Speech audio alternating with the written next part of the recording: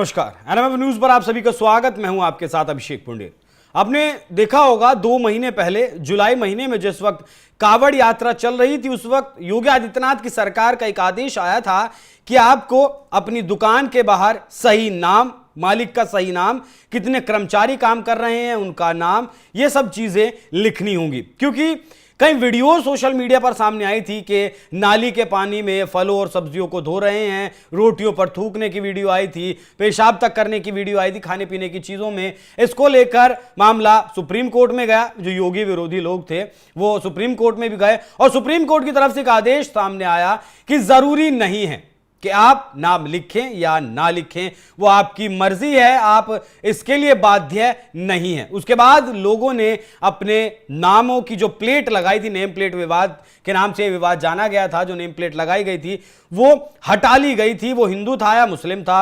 अक्सर मुजफ्फरनगर जब मैं भी गया उस मामले को देखने के लिए, तो बहुत सारे मुसलमानों ने अपनी दुकान पर, खाने पीने की दुकान पर हिंदू नामों से वो प्रचार कर रहे थे। होटलों पर या फिर आम रेडी पटरी फल की या और जो रेडी पटरी थी उन पर भी मुस्लिम जो मालिक थे उन्होंने हिंदू नामों से वो दुकान चला रहे थे।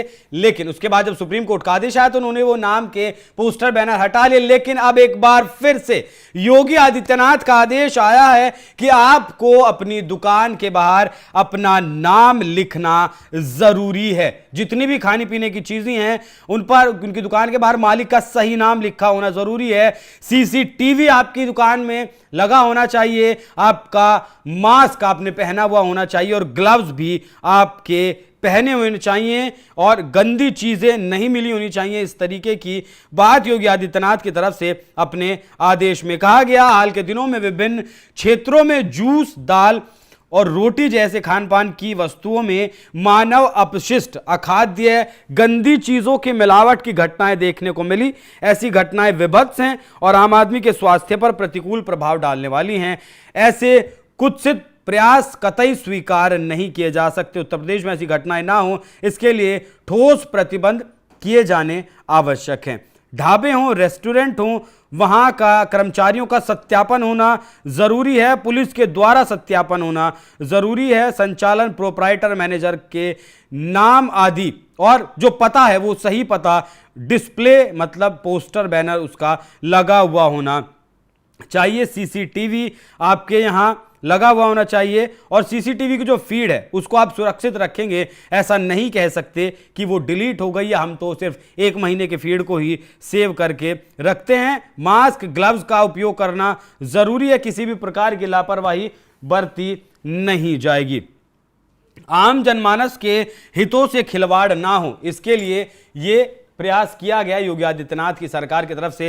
हाल में आपने जरूर अभी देखा होगा आपने कि किस तरह तिरुपति बालाजी के मंदिर का विवाद भी अब लगातार चल रहा है। तिरुपति बालाजी के मंदिर के प्रसाद में मछली के तेल की मिलावट देखने को मिली और आपका सुअर की चर्बी मिलाई गई, ऐसी कोई बात सामने आई। 325 या फिर माफ कीजिएगा 15 रुपए किलो के घी का टेंडर जगनमोहन रेड्डी की सरकार में दिया गया। 10 टैंकर घी के मंगाए गए जिनमें से 8 इस्तेमाल कर लिए गए। 3 लाख लड्डू वहां बनते थे, हर दिन में बनते थे, तो करोड़ों लड्डू हर महीने वितरण होते थे, तो करोड़ों लोगों का, करोड़ों हिंदुओं का धर्म भ्रष्ट हुआ। इस तरीके की बातें सामने आई। हालांकि जांच का विषय है, जांच चल रही है। उत्तर प्रदेश के भी कई मंदिरों पर जांच टीमें पहुंची और वहां जो प्रसाद बन रहा है उस प्रसाद की जांच की और पता लगाया कि वहां का प्रसाद सही है या नहीं है। तो जिस तरीके से सुप्रीम कोर्ट के आदेश के बाद योगी आदित्यनाथ ने यह आदेश दिया है कि आपके होटल में सीसीटीवी होना जरूरी है, आपका प्रोप्राइटर सही नाम लिखा हुआ होना जरूरी है, आपके यहां जो कर्मचारी काम कर रहे हैं उनके मुंह पर मास्क और हाथों में ग्लव्स होने चाहिए, सीसीटीवी की फीड होना जरूरी है, जिससे कि जो गंदी चीजें खाने पीने की चीजों में मिलाई जाती हैं वो ना मिलाए जाएं। योगी आदित्यनाथ की तरफ से एक उच्च स्तरीय बैठक बुलाई गई जिसमें यह फैसला लिया गया। लेकिन